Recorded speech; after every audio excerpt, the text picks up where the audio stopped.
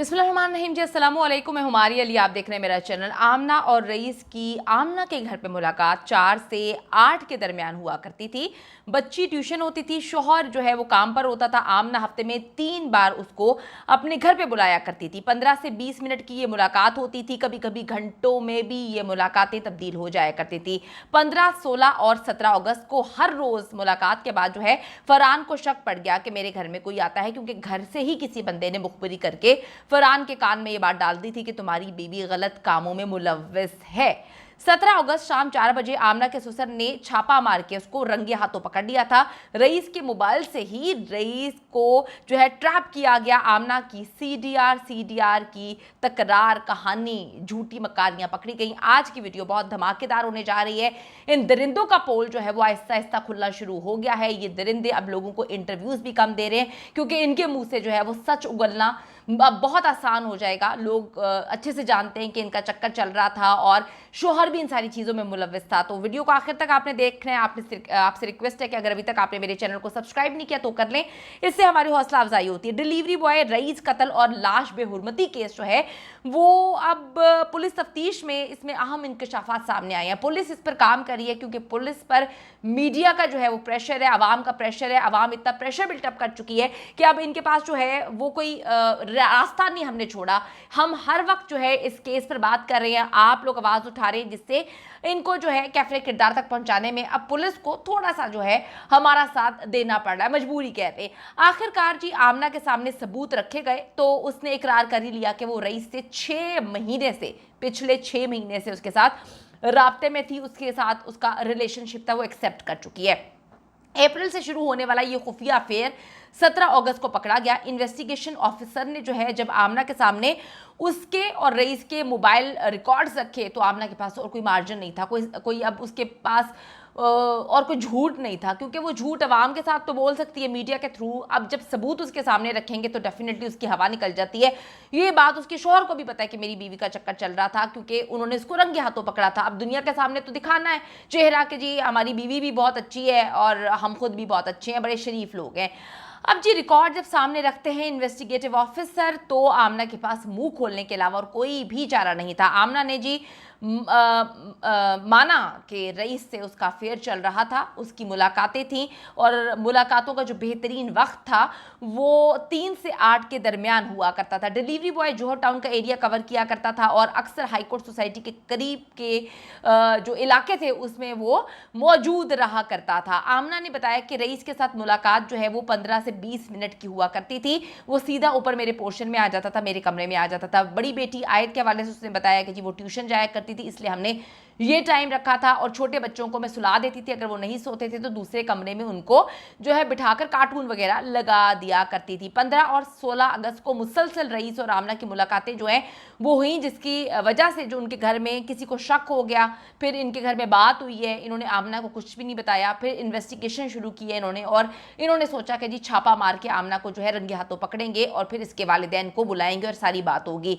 अब जी शक हुआ था, ससुर ने जी झूठ बोला उससे कि वो बाहर जा रहा है। वो कोई बाहर नहीं जा रहा था। उसने पूरी कहानी सुनाई कि मैं यहाँ पे जा रहा हूँ, मैं यहाँ पे जा रहा हूँ, मैं इतनी देर बाद आऊँगा, इतने घंटे मुझे लग जाएंगे। आमना ने मौका देखकर रईस को घर बुला लिया।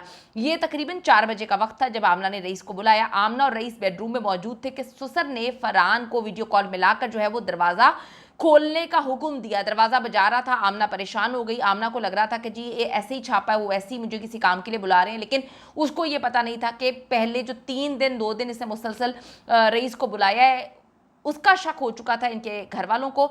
और इसका जो ससुर है इसके मियाँ के कहने पे आके जो है इसकी जो है वो नज़र रखा हुआ था इस पर और उसकी जो है वो इन्वेस्टिगेशन वगैरह जो है वो चालू की हुई थी घर के अंदर ही। कितनी अजीब सी बात है कि आप इतने गंदे काम कर रहे हैं कि घर के अंदर आपके घर वाले ही जो है ना आप पर नज़र रख रहे हैं। कुछ खुदा का खौफ करना चाहिए, लेकिन क्या करें, फिर कहूँगी उनका ज़ाती मामला है।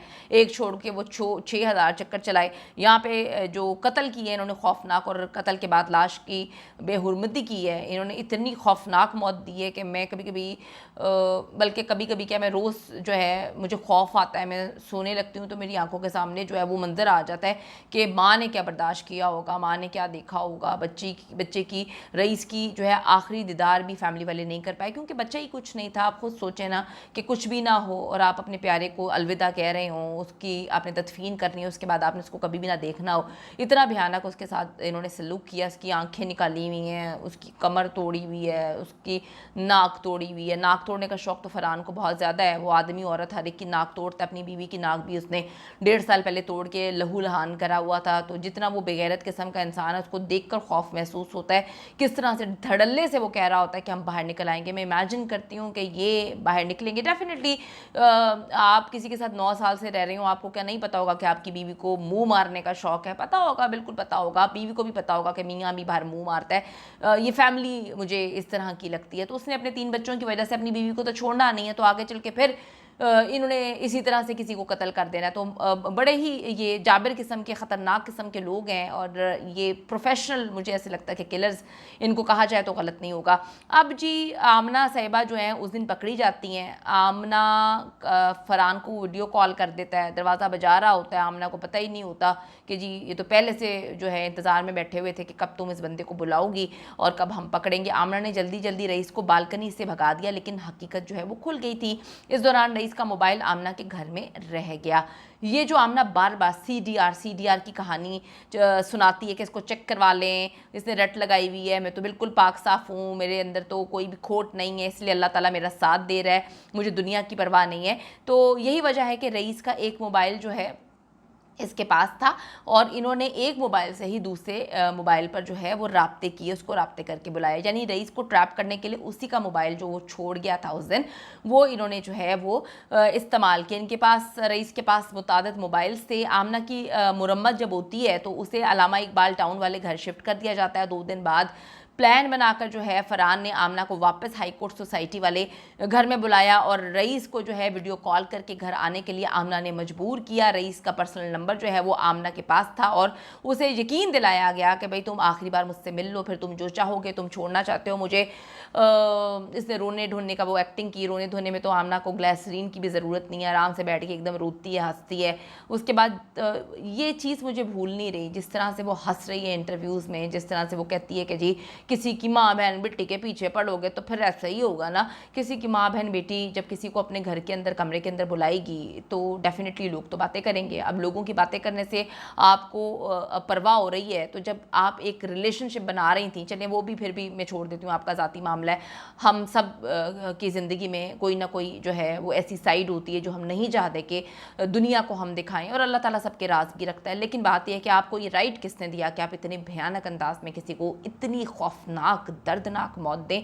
किसी ने आपको ये राइट नहीं दिया, आपके पास ये राइट नहीं है। कोई कितना भी बड़ा कातिल, टेररिस्ट, मुल्जिम, रेपिस्ट तक हो, तब भी जो है वो कवानीन बने हुए हैं, उनको फॉलो करना पड़ता है। आप ऐसे किसी को नहीं कत्ल कर सकते, और आप लोगों के पास तो कोई रीज़न ही नहीं है, कोई लॉजिक ही नहीं है। आप कहते हैं कि जी वो आया, वो हमें तंग कर रहा था, अजीब सा उसको टेररिस्ट बना दिया, अजीब सा उसको जो है वो गैंग बना दिया कि वो आया और आके पैसे लेके चला गया। तुम दोनों की शक्ल से जितनी शराफत टपकती है ना, पता चलता है कि तुम इतने मासूम हो, शरीफ हो, कि तुम्हारे घर से सोने का जेवर कोई ले जाएगा और 5 लाख ले जाएगा, और तुम लोग जो है ना मुन्ने काके चुन्ने काके बन के बैठे रहोगे और पुलिस को नहीं बताओगे। तो ये ड्रामेबाजियाँ करना बंद कर दो, गेम्स खेलना बंद कर दो। रईस का मोबाइल नंबर आमना के पास था, उसे यकीन दिलाया इस लूमड़ी सिफ्त गंदी औरत ने कि तुम आखिरी बार आके मुझसे मिल लो, अपना मोबाइल ले जाना। रईस 23 अगस्त की रात आने को तैयार हो गया, और फिर वो उसकी ज़िंदगी की आखिरी रात थी। इन्होंने बड़े ही खौफनाक अंदाज में, दर्दनाक, अजियतनाक उसको मौत दी है।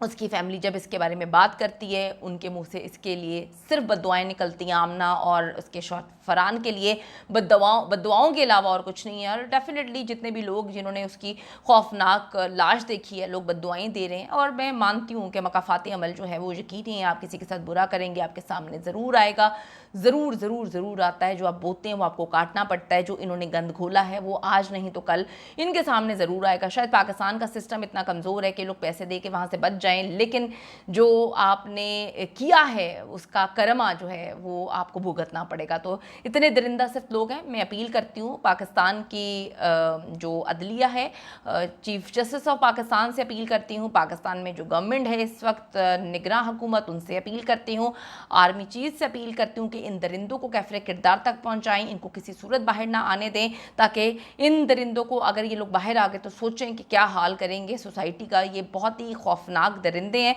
इनको हर हाल में जो है कैफरे किरदार तक पहुँचाया जाए।